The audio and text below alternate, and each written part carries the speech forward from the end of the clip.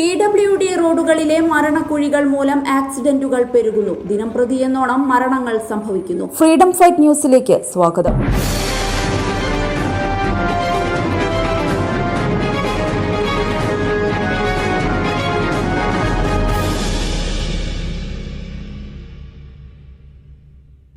മാളിക്കടവ് പൂത്താട്ടുതാഴം റോഡിലെ കുഴികൾ വെട്ടിച്ചു കയറുന്നതിനിടെ ബൈക്കുകൾ കൂട്ടിയിടിച്ച് ദാരുണാന്ത്യം.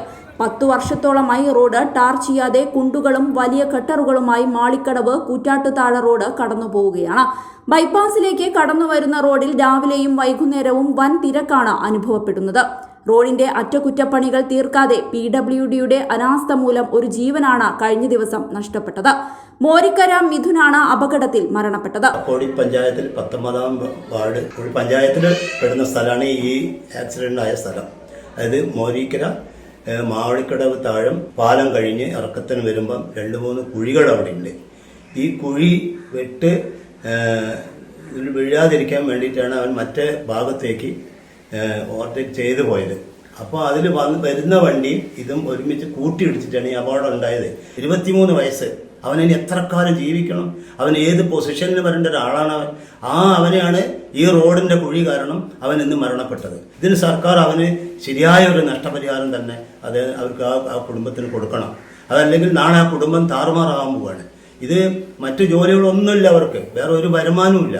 ഈ കുഴി ഉണ്ടായിക്കഴിഞ്ഞാൽ തന്നെ അത് പെട്ടെന്ന് തന്നെ അത് മൂടാനുള്ളൊരു സൗകര്യം PWDയുടെ ഭാഗത്തുനിന്നോ അല്ലെങ്കിൽ പഞ്ചായത്തിന്റെ ഭാഗത്തുനിന്നോ ഉണ്ടായിരിക്കുന്നുണ്ട്. ഈ റോഡ് മാത്രമല്ല, പല കക്കോടി പഞ്ചായത്തിൽ പല റോഡുകളും കുഴിയായി അത് ഇന്നേ വരെ ഓട്ട അടയ്ക്കാത്ത പല കുഴികൾ എത്രയോ ദിവസങ്ങളായിട്ട് ഇവിടെ ഉണ്ട്. അപ്പൊ ഇതിന് എത്രയും പെട്ടെന്നൊരു ശാശ്വതമായ പരിഹാരം കാണണമെന്ന് ഞാൻ വിനീതമായി അഭ്യർത്ഥിക്കുകയാണ് PWD മിനിസ്റ്ററോടും അതേപോലെ തന്നെ കക്കോടി ഗ്രാമപഞ്ചായത്ത് പ്രസിഡന്റിനോടും മറ്റ് ഇതിനോടനുബന്ധിച്ചുള്ള എല്ലാ ഉദ്യോഗസ്ഥന്മാരോടും. ദിനംപ്രതി അപകടങ്ങൾ പതിവായിട്ടും PWD അവരുടെ ഭാഗത്തു നിന്നും യാതൊരു നടപടിയും സ്വീകരിക്കുന്നില്ല എന്നുള്ളതാണ് സത്യം.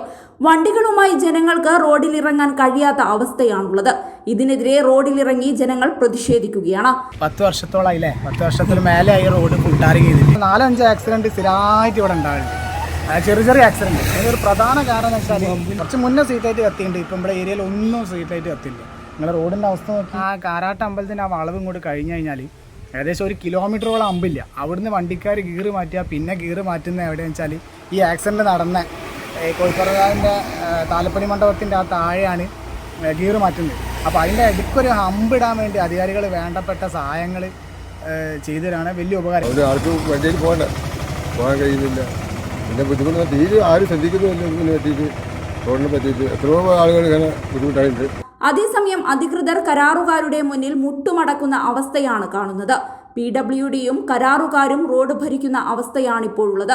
ജനങ്ങളുടെ പ്രതിഷേധം കാണാതെ പോയാൽ PWDക്ക് വലിയ വില നൽകേണ്ടി വരും. നിങ്ങളുടെ ചാനൽ ആദ്യമായാണ് കാണുന്നതെങ്കിൽ സബ്സ്ക്രൈബ് ചെയ്യുക, ബെൽ ബട്ടൺ അമർത്തുക, കമന്റ് ചെയ്യുക, ലൈക്ക് ചെയ്യുക. ഫ്രീഡം ഫൈറ്റിംഗ് ന്യൂസിനു വേണ്ടി രമ്യ അവിനാഷ്, കോഴിക്കോട്.